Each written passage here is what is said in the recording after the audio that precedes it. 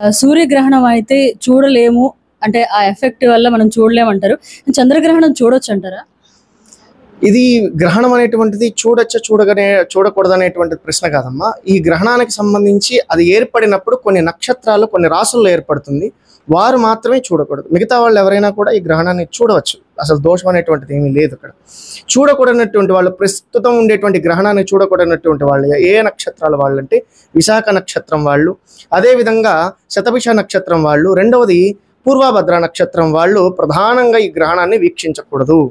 అయితే రాసుల వాళ్ళు కూడా ఎవరు వీక్షించకూడదు అంటే మకర రాశి వాళ్ళు, అదేవిధంగా కుంభరాశి వాళ్ళు, మీనరాశి వాళ్ళు, వృశ్చిక రాశి వాళ్ళు, మిథున రాశి వాళ్ళు ఈ యొక్క గ్రహణాన్ని వీక్షించడం అనేటువంటిది అస్సలు చేయకూడదు. కారణం ఈ దోషం ఉండడం చేత ఆ యొక్క కిరణ ప్రభావం వారి శరీరం మీద పడినా, వాళ్ళు చూసినా వారికి ఆ దోషం చేత గండాలు కానీ ప్రమాదాలు కానీ సంభవిస్తాయనేటువంటిది మనకు పూర్వీకులు చెప్పారు. అందువల్ల ఈ యొక్క రాశి కలిగిన వాళ్ళు, ఈ నక్షత్రం కలిగిన వాళ్ళు దీన్ని వీలైనంత ఇదిగా దీన్ని చూడకుండా ఉండడం ఉత్తమం.